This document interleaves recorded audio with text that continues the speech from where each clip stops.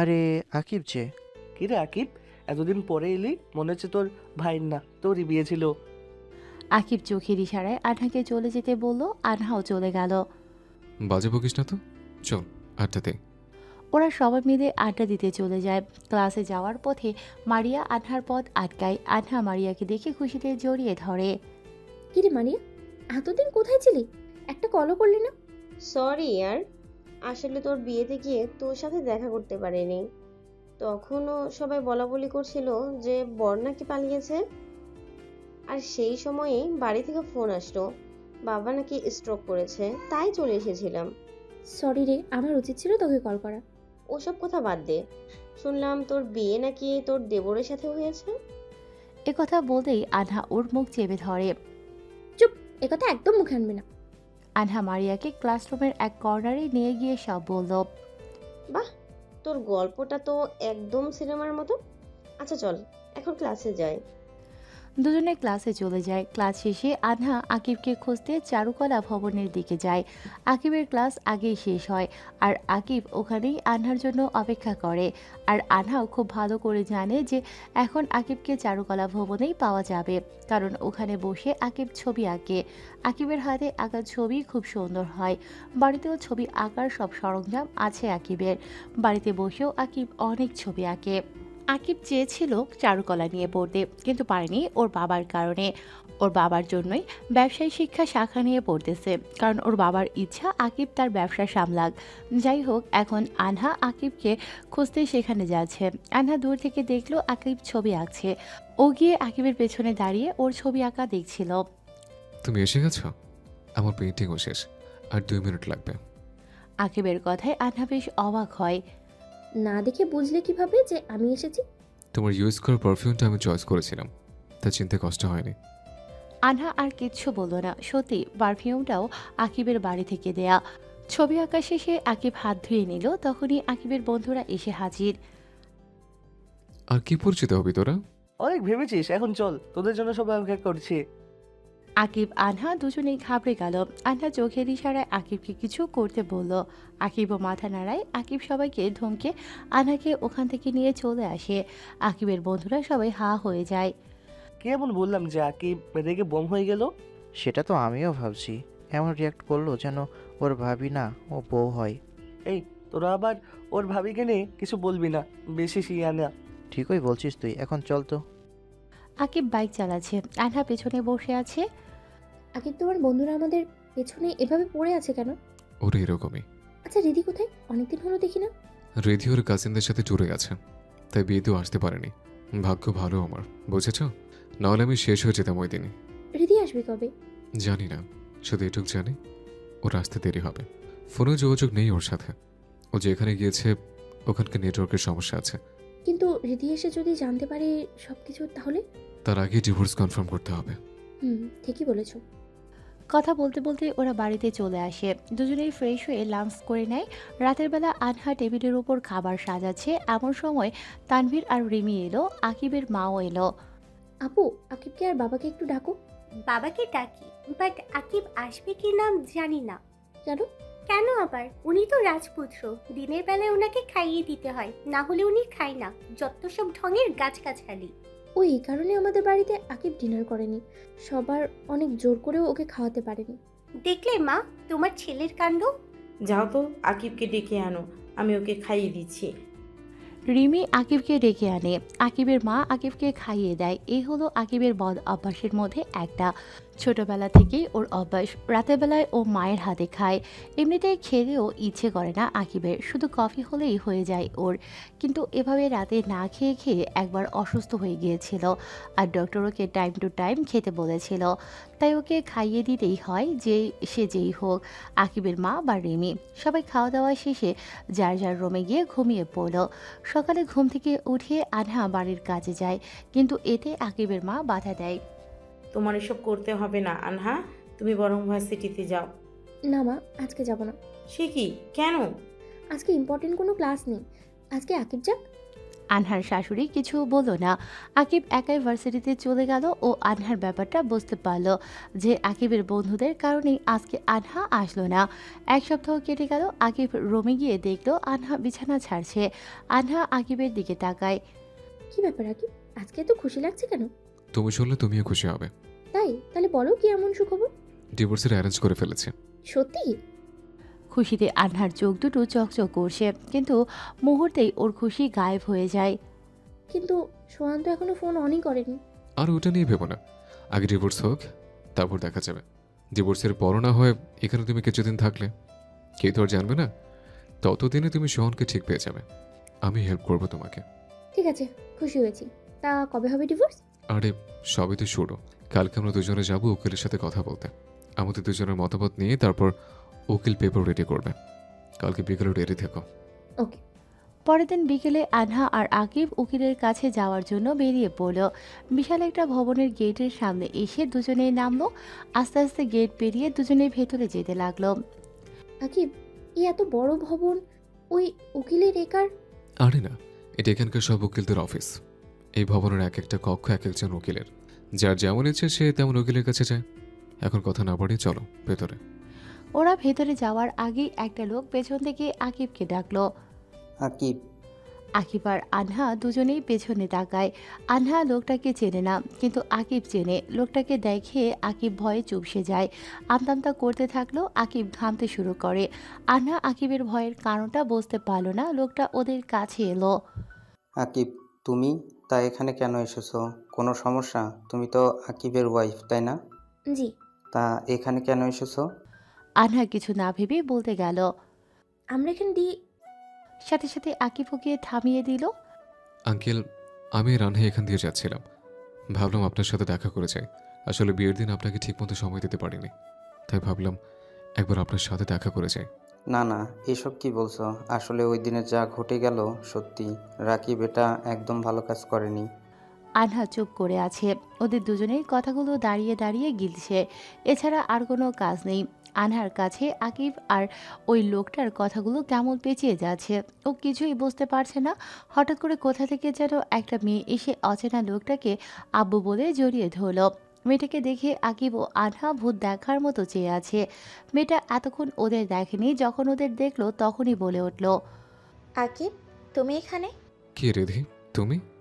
ওদিকে আনহা তো ভয়ে জ্ঞান হারানোর দশা। এসেছিল ডিভোর্স কনফার্ম করতে, আর হয়ে গেল কি? আজকে মনে হয় হাড্ডি ভেঙে যাবে। আরে ভাবি, তুমি আছো? কি ব্যাপার আকিব, তুমি তোমার ভাবিকে নিয়ে এখানে এসেছো কেন? রিধি মামনি, তোমার কোথাও একটা ভুল হচ্ছে। আনহা আকিবের ভাবি নয়। কি বলছো আব্বু? এ তো আকিবের ভাবি। কদিন আগেই তো আকিব ভাইয়ার সাথে ভাবির বিয়ে হলো। ট্যুরে যাওয়ার কারণে আমি আসতে পারিনি, সেটা তো আকিবই বলেছিল। আসলে রিধি মামনি, তুমি তো ট্যুরে ছিলে আর ওইখানে নেটওয়ার্ক ভালো ছিল না বলে তোমাকে কিছু জানাতে পারিনি। আসলে বিয়ের দিন রাকিব পালিয়ে গিয়েছিল আর বাড়ির সম্মান বাঁচাতে আকিবের সাথে আনহার বিয়ে হয়। আনহা নিজের চোখ বন্ধ করে ফেলল ওনার শেষ কথাগুলো শুনে। রিধি ওর বাবার কথা শুনে থম মেরে দাঁড়িয়ে আছে। একবার আকিবের মুখের দিকে তাকাচ্ছে, আরেকবার আনহার। চোখে পানি জমে আছে রিধির। চোখের পানি ওর বাবার দেখার আগেই রিধি ওখান থেকে দৌড়ে চলে আসে। আকিব ওকে আটকাতে চেয়েও পারল না, কারণ রিধির বাবা সামনে দাঁড়িয়ে আছে। কি হলো রিধি, ওইভাবে চলে গেল কেন? আকিব আর আনহা কিছু না বলে ওখান থেকে বেরিয়ে আসে। বাইকে করে দুজনে বাড়িতে আসে। আকিবের মুখটা পুরো লাল হয়ে গেছে, চোখের পানি পড়তে চেয়েও পারছে না। আকিব হঠাৎ বাইক থামিয়ে দিল। হঠাৎ ব্রেক করায় আনহা কিছুটা ঝুঁকে পড়ে আকিবের উপর। আনহা বাইক থেকে নেমে দাঁড়ায়। কি হলো আকিব, থামলি কেন? জানি না কি হয়েছে। আকিব ভালো করে তাকিয়ে দেখলো বাইকের তেল শেষ হয়ে গেছে। ও শিট, এখনো তেল শেষ হতে হলো? কথা আছে না, বিপদ যখন আসে তখন চারিদিক দিয়ে আসে। আচ্ছা আকিব, আমি কিন্তু কিছুই বুঝতে পারছি না। ওই লোকটাকে আর রিধি? ওই লোকটা হলো এই শহরের নাম করা উকিল, আমার বাবার বেস্ট ফ্রেন্ড আর রিধির বাবা। ও, এবার বুঝলাম। কিন্তু তুমি জানতে না উনি এখানে থাকবেন? ইস, সব শেষ হয়ে গেল। রিধি তো সব কিছু জেনে গেল, এখন কি হবে? কি আর হবে, ওর বাবা উকিল তো, এখন আমার নামে কেস করবে। কেন যে মরতে ওখানে গিয়েছিলাম, কেন আমি একবারের জন্য আঙ্কেলের কথা মনে করিনি। কপাল বুঝেছ? আমার কপালই তো। এখন ঘন্টা বাজছে, বৃদ্ধি একটু পরে মরহুমের খাতায় আমার নাম লিখবে। আল্লাহ, মরার আগে তোমার নাম নিয়ে যেন মরতে পারি। এসব আজে বাজে বকছো আকিব। কি সব আজে বাজে বকছো আকিব? এখন ভাবো কিভাবে রীতিকে বোঝানো যায়। ও কিছুতেই বুঝবে না, ঘাটতার প্রকৃতির মেয়ে। আমি ওকে বোঝাবো। তুমি বোঝাবে রীতিকে? কিভাবে? ওইভাবেই আমি বললেই রীতি বুঝবে। আর রীতি যেহেতু একজন উকিলের মেয়ে, ওই পারবে আমাদের ডিভোর্স করাতে, বুঝলে? ওয়াও, কথাটা তো খারাপ না। আচ্ছা, এত বুদ্ধি তোমার মাথায় আসে কিভাবে, বলবে একটু? সেটা তোমার না জানলেও চলবে। নিজের ঘাড়ে তো কোনো বুদ্ধি নেই, খালি তো পারো উল্টোপাল্টা কাজ করতে। এখন যাও, যেখান থেকে পারো তেল নিয়ে আসো, বাড়িতে যেতে হবে, সন্ধ্যা হয়ে আসতেছে। রাস্তার একটু পাশেই তেলের দোকান ছিল। আকিব বাইকে তেল ভরে আবার রওনা দিল বাড়ির দিকে। রাতের বেলা আকিবকে জোর করেও কেউ খাওয়াতে পারল না, কারণ ওর মাথায় চিন্তা ঘুরঘুর করছে। সবাই ঘুমিয়ে পড়েছে, শুধু আকিব আর আনহা বাদে। আকিব রমি পাইচারি করছে আর আনহা বসে বসে দেখছে। এভাবে পায়চারি না করে রীতিকে কল করে সব বলো। হাজার বার কল করেছে, আমার ফোনও ধরছে না। আমার ফোন দিয়ে কল দাও। আনহা ওর ফোন এগিয়ে দিল। আকিব রিধিকে কল করে। হ্যালো। বৃদ্ধি, আমি আকিব, প্লিজ ফোনটা কেটে দিও না, তোমার সাথে আমার কথা আছে। কি কথা বলো তুমি? হ্যাঁ, কি বলার আছে তোমার? আমার জীবনটা তো ছাড়গাড় করিয়ে দিয়েছো, আর কি বলবে এখন? একবারও আমার কথা ভাবলে না তুমি আপি, যে আমার কি হবে, তোমাকে ছাড়া কীভাবে থাকবো? যাই হোক, বিয়ের পর বউয়ের সাথে অনেক কিছুই তো এতক্ষণে করে ফেলেছো, আর কি করার। আমি কি আর কখনো ফোন করবে না তুমি? তুমি আমাকে ভুল বুঝছো রিধি। আনহা আকিবের হাত থেকে ফোন নিয়ে কথা বলল। হ্যালো রীতি, প্লিজ তুমি আকিবকে ভুল বোঝো না। আমার কথাটা যদি তুমি একবার শোনো, তাহলে তোমার কাছে সবটা ক্লিয়ার হয়ে যাবে। কি কথা বলো? এভাবে বলা যাবে না।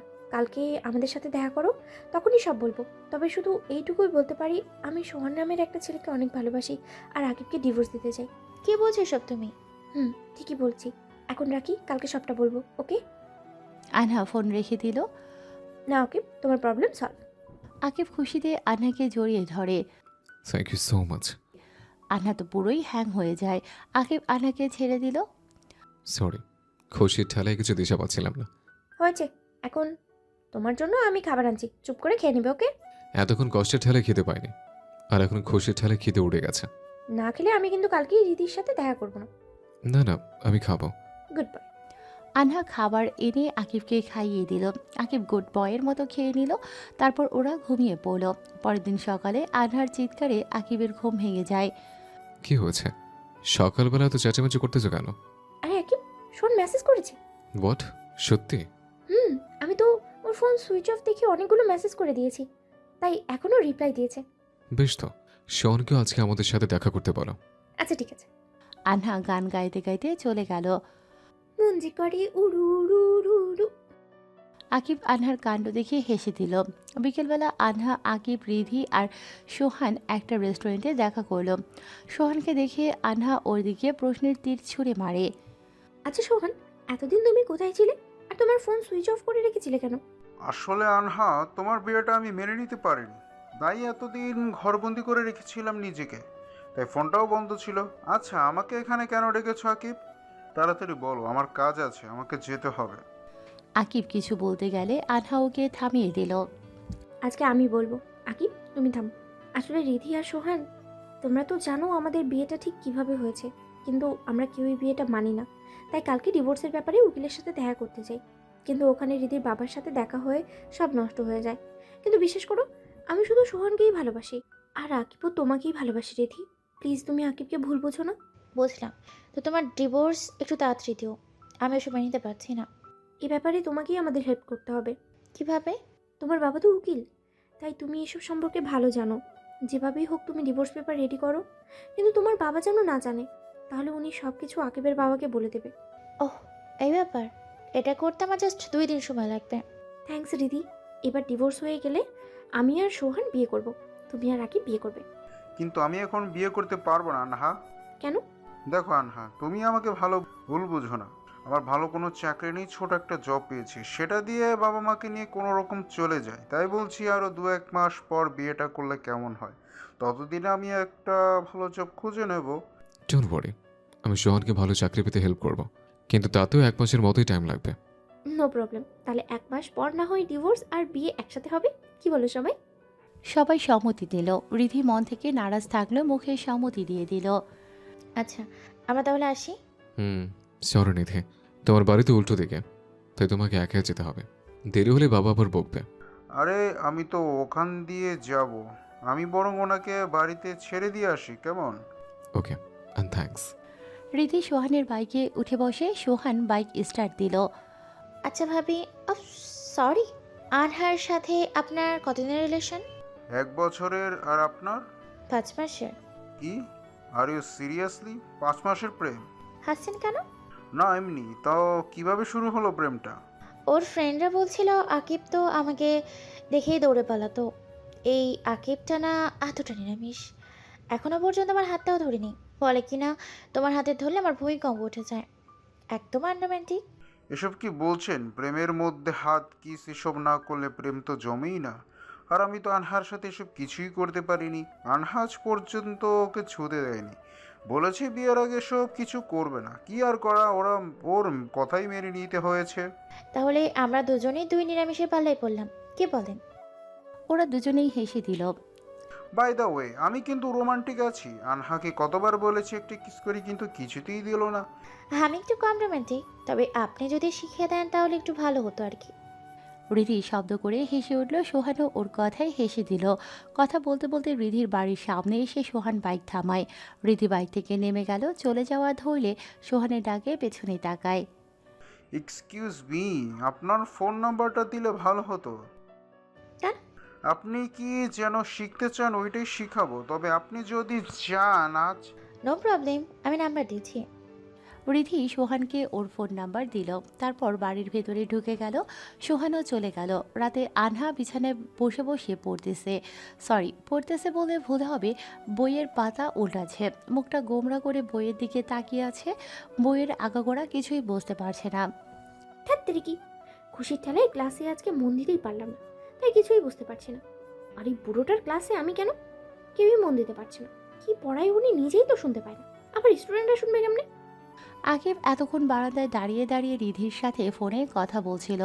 ফোন কেটে রুমে ঢুকতে ঢুকতে আনহার কথাগুলো শুনতে পায়। What happened? স্যারের নামে এসব কি বলতেছ? পড়া না বলছিলে স্যারকে প্রশ্ন করলে তো সব ক্লিয়ার করে সব বুঝিয়ে দেয়। এক কথা ছাই দেয় বুড়ো কথাকার। ক্লাসে এত আস্তে কথা বলে যে ওনার কথা ওনার কান পর্যন্ত পৌঁছায় কিনা সন্দেহ হয়। ওনার ক্লাসে সবাই ইয়ারফোন কানে গুঁজে বসে থাকে। আনহার কথায় আকিব হেসে উঠল। তা আজকে তুমি কি ইয়ারফোন কানে গুজে বসেছিলে? আরে না, আজকে তো আমি খুবই খুশি। সেই কারণেই ক্লাসে আর মন দিতে পারিনি, তাই এখন কিছুই বুঝতে পারছি না। ওকে, আমি হেল্প করছি। আকিব আনহার পাশে বসে ওর কাছ থেকে বইটা নিয়ে আনহাকে পড়া বোঝাতে লাগলো। প্রায় আধ ঘন্টা ধরে আকিব আনহাকে বুঝিয়ে যাচ্ছে। আনহাও হাঁ করে পড়া গিলছে। আরও কিছুক্ষণ পর আকিবের বোঝানো শেষ হয়। আকিব বই থেকে মুখ তুলে তাকিয়ে দেখে আনহা ঘুমিয়ে গেছে। আকিব এতে অবাক হয়ে যায়। আরে এত তাড়াতাড়ি কিভাবে ঘুমিয়ে গেল? পরে ফাঁকি তোর ফোন দেখালি। আকিব অত্যন্ত ভালো স্টুডেন্ট। ওর কাছে আনহা কিছুই না। পড়াশোনা করতে আনহার একটুও ভালো লাগে না। পড়াশোনা না করলে বাড়ি থেকে আরও তাড়াতাড়ি ওকে বিয়ে দিয়ে দিত। সেই ভয়ে আনহা এতদিন পড়াশোনা চালিয়ে এসেছে। আর এখন বিয়ে হয়েছে, কিন্তু তাও ওকে পড়াশোনা করতে হচ্ছে, না হলে যে শ্বশুর বাড়িতে ওর মান থাকবে না। যাই হোক, এখন আনহা গভীর ঘুমে আচ্ছন্ন হয়ে গেছে। হাতে একটা খাতা আর কলম আঁকড়ে ধরে আছে। মুখের উপর চুলগুলো এলোমেলো হয়ে গেছে। আকিব আনহার হাত থেকে খাতা কলম নিয়ে আনহার সব বইপত্র গুছিয়ে রাখে। হঠাৎ করেই আকিবের চোখ যায় আনহার দিকে। চুলগুলো এলোমেলোভাবে মুখের উপর এসে পড়েছে। চুলের ফাঁকে আনহার মুখটা পুরোপুরিভাবে বোঝা যাচ্ছে না। নিজের অজান্তেই আকিবের হাত আনহার দিকে এগিয়ে যায়। মুখের উপর থেকে চুলগুলো কানের পিছনে গুজে দিল। একদিনে তাকিয়ে আছে আনহার দিকে। আনহার চোখের পাপড়িগুলো ঘন। চোখ বন্ধ করার ফলে সেগুলোর সৌন্দর্য ফুটে উঠেছে। ঠোঁটজোড়া গোলাপি বর্ণের। ঘুমন্ত মুখটায় আনহাকে অপসরীর মতো লাগছে। হঠাৎ কোনো একটা কারণে আকিবের ধ্যান ভাঙল। হোয়াট? এসব কি করছে আমি? হঠাৎ করে আমার সাথে এমন কেন হলো? আর আমি কেনই বা আনহার দিকে এইভাবে তাকিয়ে আছে? আমি তো রীতিকে ভালোবাসি। আকিব আর কিছু না ভেবে আনহার মাথায় নিজের বালিশ দিয়ে গায়ে চাদর জড়িয়ে দিয়ে নিজেও ঘুমিয়ে পড়ল। সকালে ঘুম থেকে উঠে আনহা একটু অবাক হয়, কারণ আকিব ছবি আঁকছে। এই সাত সকালে ছবি আঁকার কোনো মানেই হয় না। আনহা গিয়ে আকিবের পাশে দাঁড়ায়। আকিব, এটা কি করছো তুমি? সকালে মানুষের ঘুম থেকে উঠে ফ্রেশ হয়, নাস্তা করে, আর তুমি ছবি আঁকছো? কাহিনীটা কি একটু বলবে? আর এটা কিসের ছবি আঁকছো? আসলে আজকে রীতির জন্মদিন, তাই ওর ছবি এঁকে রীতিকে সারপ্রাইজ দিব। কালকে আমার একটু মনে ছিল না, সকালে উঠে তারিখ দেখে মনে পড়ে গেল, তাই এখন ছবি আঁকছে। ওকে, তাহলে আজকে বিকেলে রিধি আমাদের ট্রিট দেবে, তাই তো? না, আমি দিব। ও, সেটাই তো, গার্লফ্রেন্ড বলে কথা, কদিন বাদে আবার বিয়ে। ভালো ভালো, তাহলে আমরা বিকেলে মিট করছি, রাইট? হুম। তাহলে আজকের ভার্সিটিতে যাব না। বার্থডের সাথে ভার্সিটিতে না যাওয়ার কারণ কি হলো? ও তুমি বুঝবে না। আনহা ওখান থেকে কেটে পড়ে। ওয়াশরুমে গিয়ে আনন্দে লাফিয়ে ওঠে। যাক, ভার্সিটিতে না যাওয়ার একটা বাহানা পেয়ে গেল। বিকেলে আনহা আর আকিব রিধি আসার আগে রেস্টুরেন্টে চলে যায়। তারপর কেক আর ক্যান্ডেল সাজায়। আকিব রিধির জন্য এক তোড়া লাল গোলাপ এনেছে। সব কিছু ঠিকঠাক করে আকিব রিধিকে কল করে। রিধিও বলে ও নাকি এসে গেছে। আকিব ফোন কেটে দিল। রিধিকে আসতে দেখে আকিব আর আনহা অবাক হয়ে যায়, কারণ রিধি একা না, ওর সাথে সোহানও আছে। দুজনেই হেসে হেসে কথা বলতে বলতে ওদের কাছে আসে। আনহার কাছে একটা খটকা লাগে, রিধি কেন সোহানের সাথে। ছোটখাটো একটা গিট্টু লেগে যায় আনহার মাথায়। শোন তুমি, আসলে আমি অনেককে ইনভাইট করেছি, তোমরা আসবে আর উনি না এলে তো খারাপ দেখায়। যত হোক আহানার বয়ফ্রেন্ড বলে কথা। রিধি গিয়ে আকিবের পাশে দাঁড়ায়। আকিবের এক পাশে রিধি আর অপর পাশে আনহা দাঁড়িয়ে। রিধির আরেক পাশে সোহান দাঁড়ানো। আনহা ক্যান্ডেল জ্বালিয়ে দেয়, রিধিও কেক কাটলো। সবাই ওকে উইশ করে। রিধি কেক কেটে প্রথমে আকিব ও আনহাকে খাইয়ে দিল, তারপর সোহানকে খাইয়ে দেয়। সাথে সাথে সোহানের গালেও কেক মাখিয়ে দিল। তারপর ওরা দুজনেই হেসে দিল। এই ঘটনা আকিব আর আনহা মেনে নিতে পারল না, কিন্তু মুখে কিচ্ছু বলল না। আকিব রিধিকে ওরা আঁকা ছবি আর গোলাপের তোড়া দিল। আকিব, তোমাকে কতবার বলেছি আমি সব ছবি আঁকা পছন্দ করি না, তারপরে তুমি। রিধি, তুমি ঘুরে দেখোই না, তোমার ছবি এঁকেছি আমি। রিধি, খুব সুন্দর হয়েছে ছবিটা। আর আকিব সত্যিই খুব ভালো ছবি আঁকে। তবুও আমার সত্যি সব কাঠ পেন্সিলের আঁকা ছবি একদমই ভালো লাগে না। আর তুমি লাল গোলাপ এনেছো কেন? কেন আবার? তোমাকে দেওয়ার জন্য। তুমি তো জানো আকিব, লাল গোলাপ আমার পছন্দ না, আমি হলুদ গোলাপ পছন্দ করি। রিধির কথায় আকিবের মুখটা কালো হয়ে গেল। আনহার আকিবের জন্য খুব খারাপ লাগছে। এত কষ্ট করে ছেলেটা সব কিছু অ্যারেঞ্জ করলো, আর রিধি কিনা ওকে অপমান করে দিল। আনহার ইচ্ছে করছে রিধিকে হলুদ গোলাপ ভর্তা করে ওকে খাইয়ে দিতে। এতই যখন হলুদ গোলাপের শখ, নিজে কিনে আনলেই পারতো। আনহা তারপরও আকিবকে সান্ত্বনা দেওয়ার জন্য বলল, আকিব ছাড়ো এসব, বিয়ের পরে না হয় রিধিকে তুমি অনেক হলুদ গোলাপ দিও, দেখবে রিধি খুব খুশি হবে। আগে কীরকম কিছুই বোঝো না, হালা কবে যে বুঝবে। রিধির কথায় আকিব প্রচণ্ড রেগে যায়।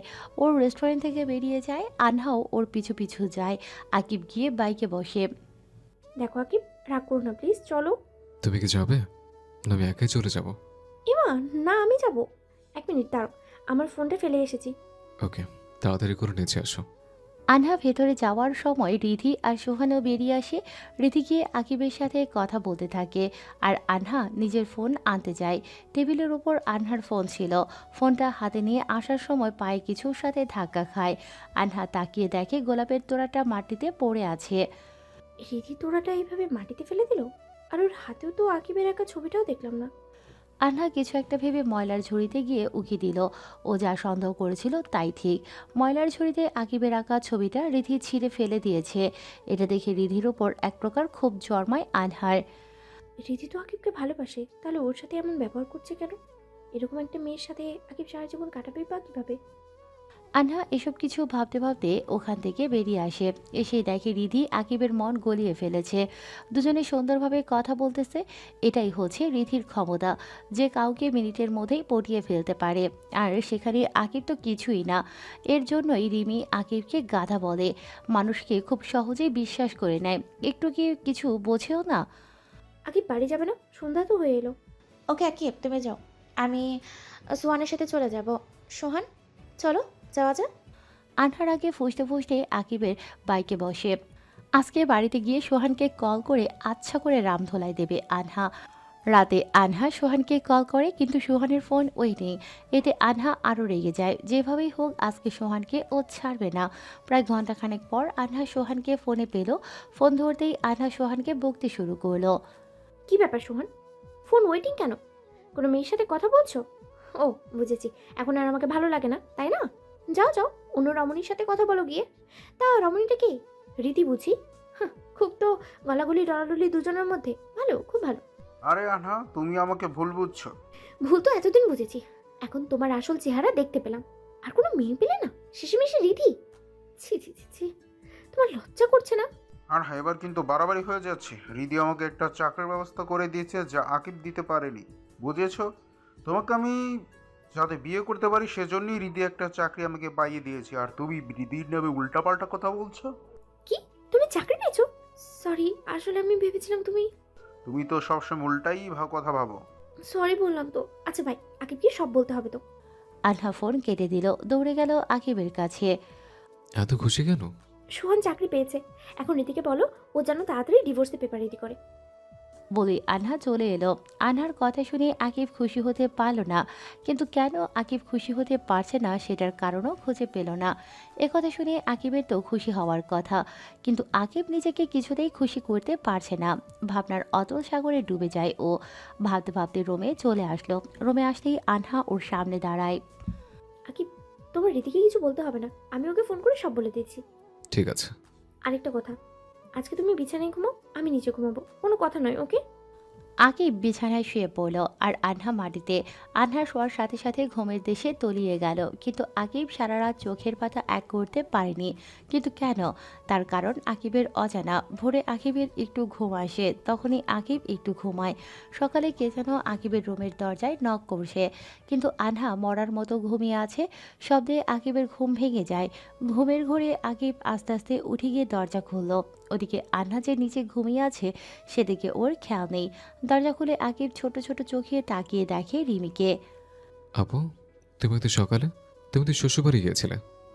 একটু আগে আসলাম, বাবা মাকে খুব দেখতে ইচ্ছে করছিল, তাই তানবীরকে নিয়ে চলে এলাম। বলতে বলতে রিমি রুমে ঢুকলো। আনহাকে মাটিতে ঘুমোতে দেখে রিমি একটা চিৎকার দিল। আকিব, বলতে বলতেই আকিবের গালে কষিয়ে একটা চড় মারল। চড় খেয়ে আকিব হাবলার মতো গালে হাত দিয়ে দাঁড়িয়ে আছে। রিমির চিৎকারে আনহা ধরফুরিয়ে ওঠে। রিমি জোরে জোরে ওর মাকে ডাকতে লাগলো। আকিব আর আনহা ভয়ে কাচুমাচু হয়ে যায়। আকিবের মায়ের সাথে তানভীরও চলে আসে। কি হয়েছে রিমি? এভাবে চেঁচামেচি করছিস কেন? রিমি সব কিছু বলে দেয়। সাথে সাথে আকিবের মা এসে আকিবের অন্য গালেও চড় বসিয়ে দিল। আকিব এবার বোকা বনে গেল। আকিব, তোর সাহস তো কম নয়। তুই আনহাকে মাটিতে ঘুমাতে দিস? না জানি এই রুমের মধ্যে কত রকম টর্চার করেছিস ওর উপর। রিমির কথা শুনে আকিব ও আনহা ভ্যাবাচাকা খেয়ে যায়। আকিব ভাবছে ও কেন আনহার ওপর টর্চার করবে। শুধু তো মাটিতেই ঘুমিয়েছে আনহা, তাও আবার আজকেই। বাকি দিন তো আকিবই মাটিতে ঘুমিয়েছে।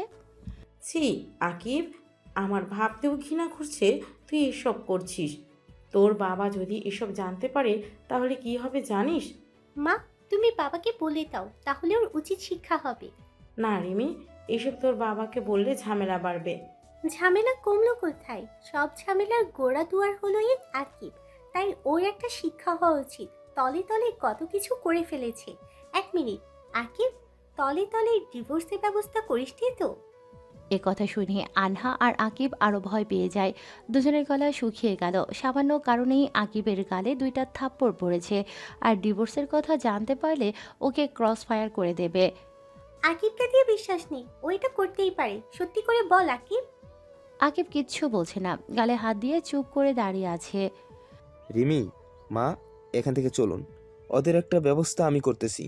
আর রিমি, কাজের লোক দিয়ে মাটিতে করা বিছানা তুলে নিয়ে যাও। সবাই চলে গেলে আনহা ধপ করে ফ্লোরে বসে পড়ল। আকিব দুকালে হাত দিয়ে এখনও দাঁড়িয়ে আছে। এখন কি হবে ওরা কেউ জানে না। আকিবের বোকামোর কারণেই আজকে ধরা পড়তে হলো। আনহা একটু রেগে গিয়ে উঠে দাঁড়ালো। তুমি এটা কি করলে? দরজা খোলার আগে আমাকে ডাকতে পারতে। সব শেষ হয়ে গেল। এবার সবাই যদি জানতে পারে যে আমরা ডিভোর্সের কথা ভাবছি তাহলে কি হবে?